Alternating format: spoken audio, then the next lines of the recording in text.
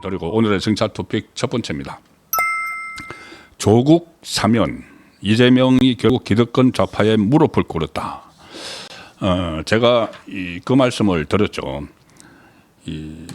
조국에 대해서 지금 뭐 종교계도 그렇고 법대 교수들도 그렇고 좌파 성향의, 그리고 친문, 심지어 문재인까지 나서서 조국을 사면하라고 이재명을 압박하는 것은 이재명이 조국을 사면하지 않을 것 같으니까 그러는 것이다. 사면을 하려면은 지금 자기들 다 같은 진영이죠. 다 같은 패거리죠. 그 법무부 장관에 조국 사면을 해야 된다고 했던 정성호가 가 있습니다. 만약에 이재명이 조국을 사면을 한다고 생각을 했다면은 이게 벌써 조국기에 들어가서 과거 사례도 봐도 그렇습니다. 자기들 진영 안에서는 다 교류가 되죠. 그러면 조국이 가만히 있을 겁니다. 오히려 가만히 있어야죠. 자기 사면이 기침을 받았다면은. 그런데 그렇지 않고 셀프 구명운동을 벌이다시피 해서 각계에서 조국을 사면해야 된다고 하고 결국은 문재인까지 나선 이 상황은 사면을 안 할 거라는 낌새를 차린 거죠. 조국이. 그 낌새를 차려서 자기가 갖고 있는 모든 인맥을 다 동원을 해서 문재인까지 다 동원을 해서 압박을 한 겁니다. 이재명을 압박을 한 겁니다. 이재명으로서는 이게 심상치 않은 거죠. 조국을 사면을 하지 않으면은 본인이 고립이 되는, 좌파 진영 안에서 고립이 될 수 있는. 왜냐하면은 이재명은 좌파의 그 기득권층이 아니죠. 일종의 바지 사장으로 들어갔다가 천신만고 끝에 일극 체제를 만들어서 집권을 했지만 그 다른 세력들을 이재명을 좀 하찮게 보는 그런 세력들이 있습니다. 좌파 진영에.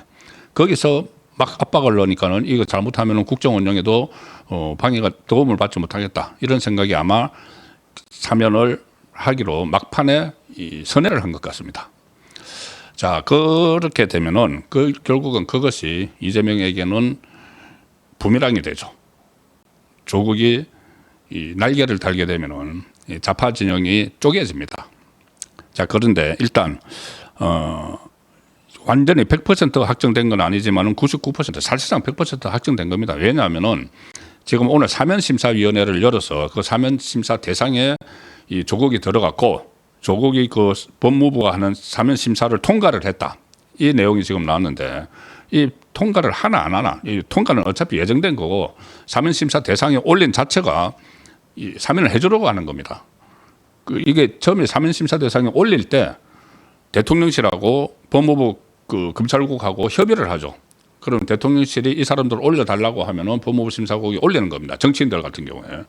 그러면은 하지도 않을 사람을 올려가지고 나중에 그것을 뭐 사면심사에서 떨어뜨리고 이렇게는 안 하죠. 그러니까 이게 다 통과 의뢰를 사면심사를 했는데 그 통과 의뢰를 다 밟았다는 이야기입니다. 다 밟아서 결국은 국무회의에서 심의하고 의결하면 땡 그대로 조국은 나오는 거죠. 지금 징역 2년 받았는데 겨우 이제 7, 8개월 살고 나오게 되는 겁니다. 국민적인 분노도 대단하겠죠. 무슨 뭐 민주화 투쟁하는 사람도 아니고 일종의 잡범입니다. 그리고 권력형 비리. 자, 그런데 어쨌든 또 눈여겨봐야 될 것이 조국하고 조희연이 들어갔습니다. 전 서울시 교육감 조희연. 그리고 정말 이것도 이 국민을 우롱하는 거라고 보는데 이 송원석이 이 국회에서 그 강훈식 용산 비서실장하고 그 텔레그램으로 대화를 하면서 우파 쪽의 국민의힘 출신 국회의원들 비리 혐의에 있던 국회의원들에 대해서 이 사면을 해달라고 요청을 하고 뭐 이모티콘 뭐 웃는 이모티콘 하고 해서 엄청나게 비판을 받았죠. 그러고 나서 송원석이 이 정성호 법무부 장관을 만났을 때 그 사람들에 대한 사면 요청을 취소하겠다. 그 취소가 됩니까? 취소하겠다. 그렇게 하면서 그 대신 정치는 하지 말아 달라 했는데 그냥 모양만 우습게 됐습니다. 송원석이 모양만 우습게 됐습니다. 그 사람들 다 들어갔습니다. 사면 대상에. 송원석이 이건 또 국민도 우롱하는 것이기도 하죠. 송원석이 그 텔레그램을 하면서 이 사면 대상을 놓고 강훈식이 이게 다예요 하고 예 그렇습니다 하고 뭐 이모티콘 하고 이런 그 행태를 벌였고 범인도 송원석도 민망하니까 그 사람이 이제 빼도 된다고 했는데 이재명이 집어넣었습니다. 왜 집어넣느냐?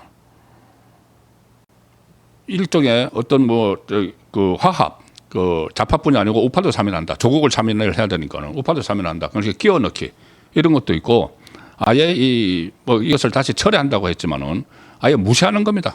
무시하고 아니 당신들이 한번 끼워 달라고 했잖아. 그래서 끼워 주는 거야. 그리고 그 대신 우리 쪽 사람들 집어 넣는 거야.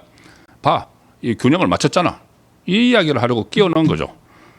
그래서 정찬민, 홍문종, 심학봉 다 끼워 넣었습니다. 그대로 끼워 넣고 그 대신 조국하고 조희연 전 서울시 교육감을 좌파 이 교육감 이 두 사람을 집어넣은 거죠.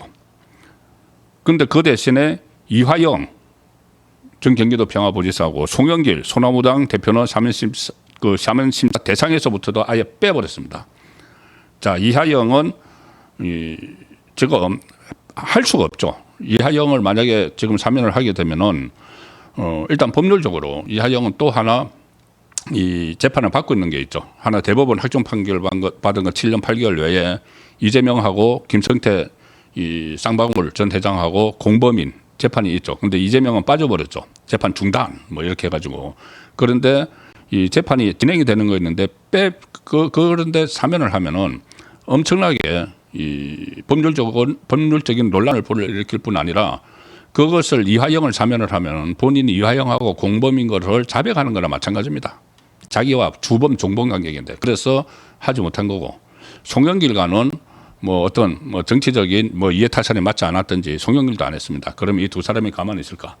자, 그 부분 잠시 후에 말씀드리고 이 법무부가 오늘 정부 청사에서 사면심사위원회를 열어서 이런 사면심사위원회에서 이제 통과를 시켰습니다. 조국, 조희연, 정찬민, 홍문종, 심학봉 이게 다 구색을 맞춰서 통과를 시키고 그 대신 이화영하고 송영길은 빼버렸죠. 내부위원 3명, 외부위원 5명의 심사위원장은 정성호 법무부 장관인데 정성호가 뭔가 좀 견연적었겠죠. 조국을 사면해야 된다고 막 해서 그 심사위원장으로 계속 하면은 본인이 짜고 치는 것 같으니까 본인이 빠지고 이 차관 이진수 법무부 차관이 위원장 직무를 했다 이렇게 해서 이 형식을 갖추는 겁니다. 이미 다 결정된 겁니다. 이 사면이란 게 헌법상 대통령의 고유 권한이니까 이 사면심사위원회가 결정을 하는 이런 게 아닙니다. 결정을 하는 게 아니기 때문에 여기서 그냥 단지 그 형식적 절차만 거치는 것이라서 오늘 여기서 명단이 올랐다. 이 자체로 이미 확정이 됐다고 보셔도 무방한 거죠. 그래서 심사 대상자 선정 과정부터 제가 말씀드린 대로 대통령실, 그러니까 이재명에게 다 보고해서 지침을 받아서 하는 대통령실의 명단을 던져주기 때문에 지금 이 조국하고 조희연은 사면이 되는 겁니다. 이화영하고 송영길은 빠지는 거고, 그리고 참 우습게 된 사람들, 정찬민, 홍문종, 심학봉, 그 사람들도 사면됩니다. 정말 이게 나라가 싶을 정도로 정말 엉망진창인 일들이 여기저기서 막 쏟아지고 있는 상황인데 지금 조금 전에 말씀드린 대로 이재명은 하기 싫었을 겁니다. 하면은 자기에게 부담이 되니까는 조국이 등장을 하고 또 지금 지방선거가 남아있죠. 지방선거가 곧 다가오죠. 다가오는데 조국이 나오면은 다시 조국이 당 대표가 됩니다. 지금 그 조국 혁신당은 당 대표가 공석입니다. 대표 권한 대행이 있죠. 김선민인가 잘 알려지지 않은 사람이 해서 조국의 지시대로 움직이는 사람이 있는데 그 조국이 당 대표를 다시 맡습니다. 나오면은 그러면 지방선거에서 각 그 시도에 다 출마자들을 내겠죠. 근데 특히 부산하고 광주는 작년 4.10 총선 때 정당 투표에서 조국당이 민주당을 앞질렀습니다. 더 지지를 많이 받았다는 거죠. 그래서 조국당에서 부산이나 이 호남에 후보를 내면은 민주당이 막 탈락을 할 수도 있습니다. 그런 큰 위험성이 있는 거죠. 그리고 더구나 조국이 이번에 사면하고 복권까지 되면은 복권도 아마 요구를 할 겁니다. 복권까지 되면은 그러면은 조국이 직접 출마를 한다. 그래서 서울시장 출마 이야기도 벌써부터 나오고 있고 부산시장 출마 이야기도 나옵니다. 조국이 부산 출신이죠 원래. 그리고 부산에서 정당 투표에서 민주당을 이겼었기 때문에 부산시장으로 나올 수도 있다. 부산시장 지금 박형준 시장이 다시 도전을 하면은 국민의힘에서 그건 부산에서 박형준 대 이 조국의 대결 아니면 서울에서 오세훈 대 조국의 대결이 이루어질 수도 있는 그런 이 앞으로 전국 정계에 큰 영향을 미치는 일들이 지금 기다리고 있는 것이죠. 오늘 이 사면이 사실상 확정됨으로 해서. 그런데 어쨌든 그런 것 때문에 그런 문제는 이재명에게는 불리한 거죠. 이재명이 자기가 당에서 일극체제를 만들었듯이 이 국정을 하면서도 일극체제로 막 가야 되는데 조국이 딱 나타나서 그리고 또 저희 문재인 조국은 뭐 동체입니다. 일심 동체입니다. 그러면은 친문 세력하고 조국하고 이렇게 견제를 하는 그 구도가 되면은 이재명은 골치 아프죠. 그래서 안 하려고 했습니다. 제가 볼 때는 분명히 안 하려고 했습니다. 그러니까 그 낌새를 눈치채고 막 조국이 동원을 해서 사면 로비를 막 벌인 것이죠. 셀프. 그래서 나왔던 것이 바로 그저께 문재인이 우상호 정무수석 만나가지고 이 조국에 대한 특별 사면이 필요하다 의견을 이재명에게 전달해 다오 해서 이재명에게 전달을 했죠. 그제입니다. 그제. 그리고 우원식도 이미 일찌감치 조국을 교도소까지 가서 구치소까지 가서 특별 면회까지 했죠. 자, 그리고 이것뿐이 아닙니다. 얼마나 이렇게 조국이 셀프 구명 로비, 그러니까 셀프 사면 로비를 많이 했는가 하면은 이 백낙청 좌파의 마크 실력자 백낙청 교수, 이 일종의 원탁회의라는 게 좌파에는 있죠. 원탁회의 거기서 좌파 전체의 움직임을 거기서 사실상 컨트롤한다. 이재명도 거기에 따르지 않을 수 없다. 예, 왜 그러냐면은 이재명이 백낙천이 이끄는 이 원탁회의의 결정을 따르지 않으면은 이재명은 국정 운영을 하지 못합니다. 좌파의 주류들이 기득권을 가지고 있던 그 전에 DJ계부터 김대중계부터 시작해서 노무현계 이쪽 주류들이 있죠. 원래 오너들이 있죠. 대주주들 거기서 외면을 받으면은 이재명은 국정 운영을 하기 어려집니다. 그런데 백낙천 같은 이 원탁회의를 주도하는 사람들도 조국을 사면을 하다. 그리고 심지어 종교계에서 함세웅 신부를 비롯해서 천주교 원로 사제 5명, 천주교 원로 사제 5명, 천주교 강주 대교구장, 기독교 원로 김상건 목사, 조계종 청무원장 진우 스님, 나상호 원불교 교정원장 이런 사람들이 이재명에게 탄원서를 계속 넣은 겁니다.